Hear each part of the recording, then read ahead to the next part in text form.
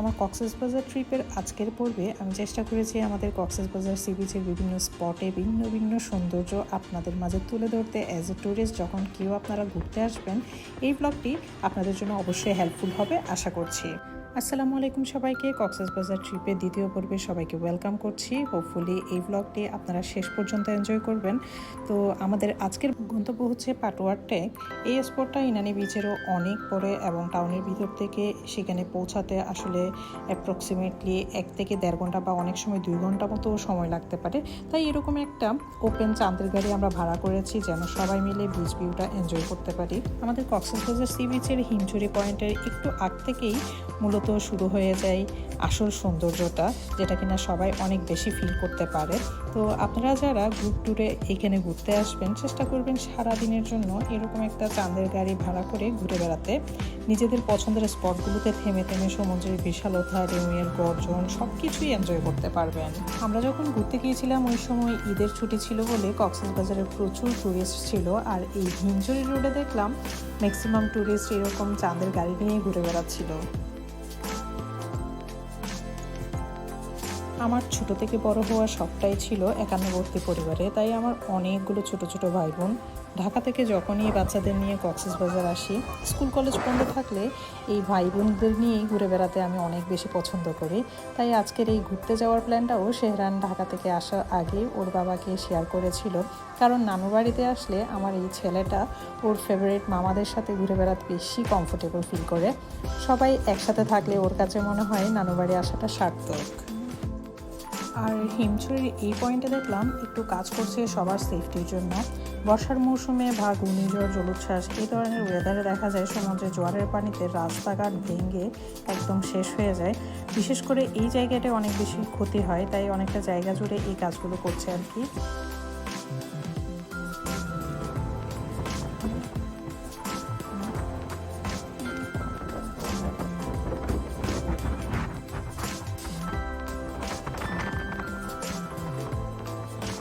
Town থেকে রওনা দেওয়ার পর পুরোটা সময় বিচের ন্যাচারাল বিউটি এনজয় করতে করতে এসেছি, বাট রেজুখালের এই ব্রিজটা ক্রস করে ইনানি বিচের আগ পর্যন্ত অলমোস্ট 45 মিনিটস মতো জ্যামে আটকা পড়েছিলাম। রেজুখালে নতুন একটা ব্রিজের কাজ হচ্ছে, তার উপর রাস্তায় ট্যুরিস্টদের একটা প্রেশার ছিল। সব মিলিয়ে জ্যামে থাকতে থাকতে সন্ধ্যা নেমে এসেছে।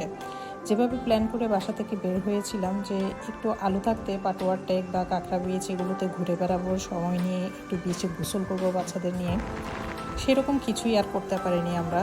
সময় একটু বেশি লাগলেও আজকে জার্নির সবচেয়ে বেস্ট পার্ট হচ্ছে এক পাশে বিশাল বিশাল পাহাড়, রাস্তার দুধারে ঝাউ গাছ, আর অন্য পাশে সমুদ্রের বিশালতা।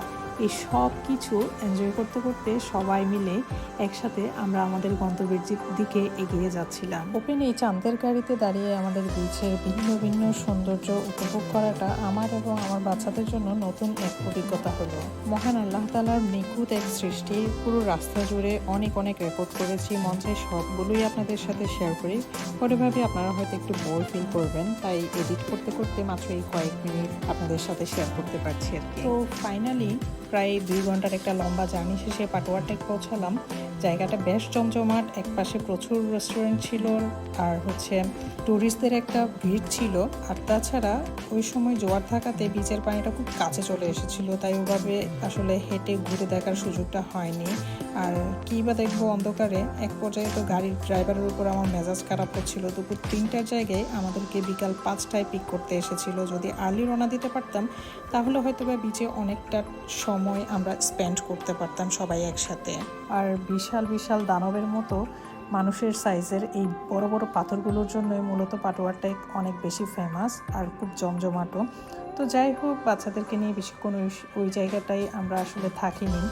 তো এখন চলে এসেছি বেওয়াচে। এটা একটা 5 স্টার মানের হোটেল, খুবই সুন্দর, খুবই গুছানো, আর পরিবেশটাও একেবারে টিপটপ বলতে গেলে।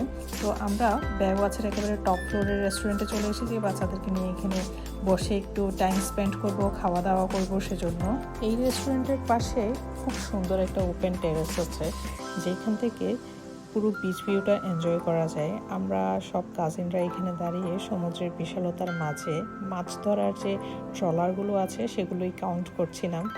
ঠিক ছোটবেলায়ও এই অ্যাক্টিভিটিগুলো নিয়েই ব্যস্ত থাকতাম যখনই সমুদ্রে বেড়াতে আসতাম। সমুদ্রে হাঁটতে হাঁটতে ঝিনুক কুড়ানো, কাছে কে কত বেশি আকাশের তারা কাউন্ট করতে পারে, এইসব ফান থিংসগুলো এখন বড়বেলায় এসে অনেক বেশি মিস করি। খাবারের অর্ডারগুলো কনফার্ম করার পর আমাদেরকে এখন একটা ওয়েলকাম ড্রিঙ্কস সার্ভ করলো।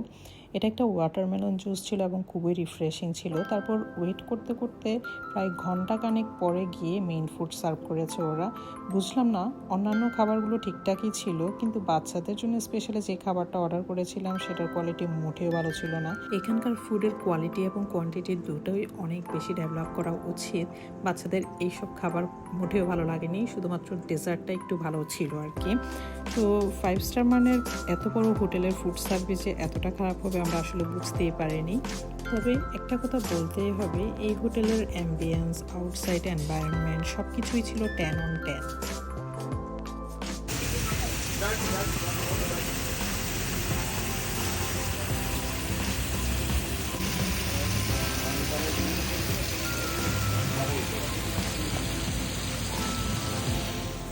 আমার চাচাতো বোন, খালাতো বোন সবাই মাশাআল্লাহ অনেক সুন্দরভাবে মেহেদি লাগাতে পারে, অনেক এক্সপার্ট ওরা। তাই বাবার বাড়ি আসলে হাত ভর্তি করে মেহেদি লাগিয়ে নিই মনের শখ পূরণের জন্য। তো এখন বাজে রাত 2টা। চাচাতো বোন নজমনিকে বললাম একটু মেহেদি লাগিয়ে দিতে, তো ও একটা ইউনিক ডিজাইন বের করে আমাকে এখন মেহেদি লাগিয়ে দিচ্ছে। ওদের 2 বোনের ফেসবুক পেজও আছে, জাবিনস হেনা। অকেশনালি ব্রাইডাল, নন ব্রাইডাল যে কোনো ধরনের মেহেদি লাগাতে চাইলে ওদের পেজে কন্ট্যাক্ট করতে পারেন আপনারা। আর নজমনি যেহেতু নিজেকে একজন সার্টিফাইড মেকআপ আর্টিস্ট হিসেবে গ্রো আপ করছে, তো ওর একটা পেজ আছে যেটার নাম হচ্ছে গ্লো আপ বিউটি। আপনারা ওর এই ফেসবুক পেজে ওর কাজগুলো দেখলে সবার একবার হলেও অবশ্যই সাজতে ইচ্ছা করবে।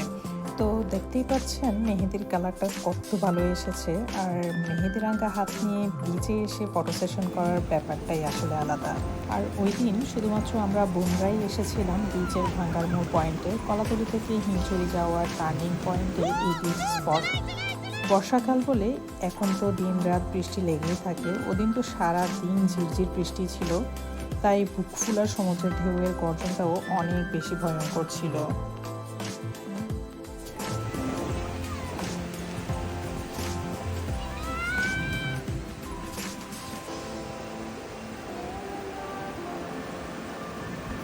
কেউ একজন আমাকে বলেছিল আগুন এবং পানি কোনোটাই বেশি বেশি আমাদের জন্য ভালো নয়।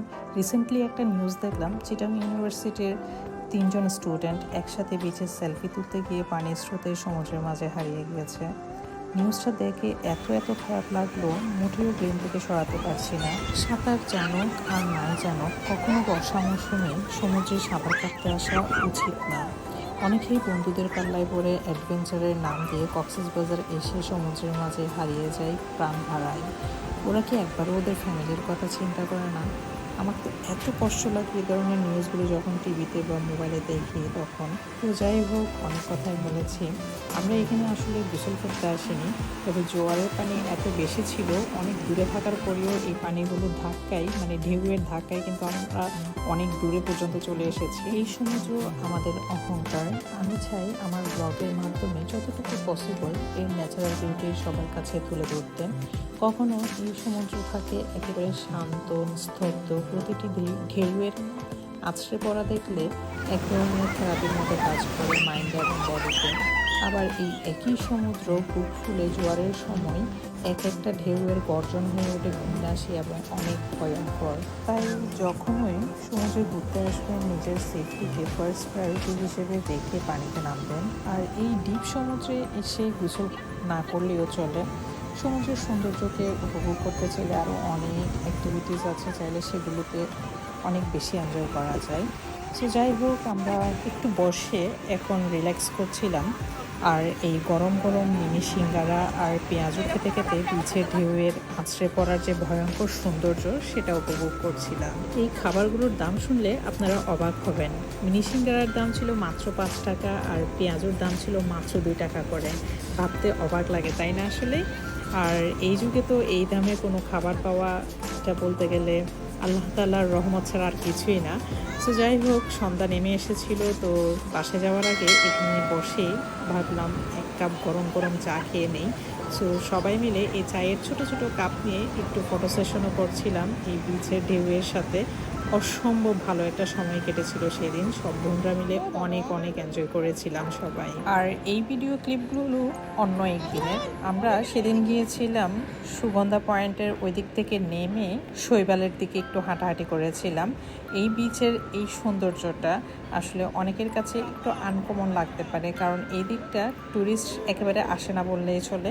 মানে লোকাল মানুষজন যারা আছে আমরা, ওরাই এসে এখানে ঘোরাঘুরি করি মূলত। আর ওই দিন আহলানের আবদারে আম্মুকে সাথে নিয়ে বিচে আসা হয়েছিল আমাদের।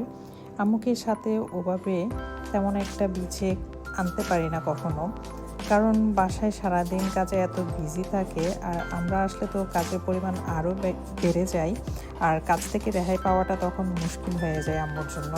তো বিচে এসে আম্মুকে এক পাশে বসিয়ে রেখে আমি চারপাশে একটু হাঁটাহাঁটি করে ভিডিও করছি। আর বিকালবেলার সূর্য অস্ত যাওয়ার আগ মুহূর্তে চারপাশটা এত সুন্দর হয়ে আলোকিত হয়েছিল, আকাশের দিকে তাকালে মনে হয় যদি এই আকাশের সৌন্দর্যের মাঝে আমি যদি নিজেকে আটকে রাখতে পারতাম। আমার যত সব আকাশ কুসুম চিন্তাভাবনা আর কি, তবে আমি বিশ্বাস করি সমুদ্রের বিশালতা মানুষকে এক ধরনের প্রশান্তি দেয়। হাজারো সমস্যার ভোগান্তির শিকার হওয়ার পরও কেউ যদি এই মহান আল্লাহ তাআলার সৃষ্টির আশ্চর্যজনক সুন্দর প্রকৃতির মাঝে ক্ষণিকটা সময়ের জন্য যদি যায়, তখন তার মেন্টাল প্রেশার একেবারেই কমে আসবে এবং আধ্যাত্মিক এক শান্তি অনুভব করবে। আবার একটু অন্যভাবেও চিন্তা করে দেখি যে কখনো শান্ত কখনো উচ্ছ্বাস, এই সমুদ্র যেন আমাদের জীবনের প্রতিচ্ছবি। আমার সাথে যদি কেউ এগ্রি হন এই কথা, তাহলে অবশ্যই কমেন্টে একটু জানাতে ভুলবেন না।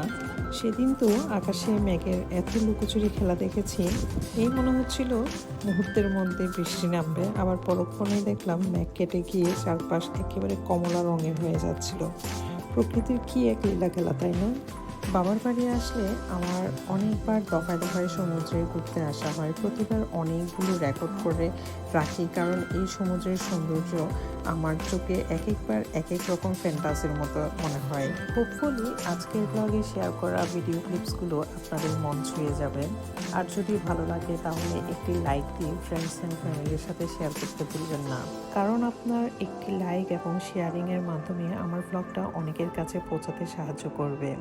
আর এতক্ষণ পর্যন্ত ব্লগটি যারা যারা এনজয় করেছেন সবাইকে অসংখ্য ধন্যবাদ। সবার সাথে দেখা হবে নতুন কোনো একটি ব্লগে। আর সবাই ভালো থাকবেন এবং সুস্থ থাকবেন। খোদা হাফিজ।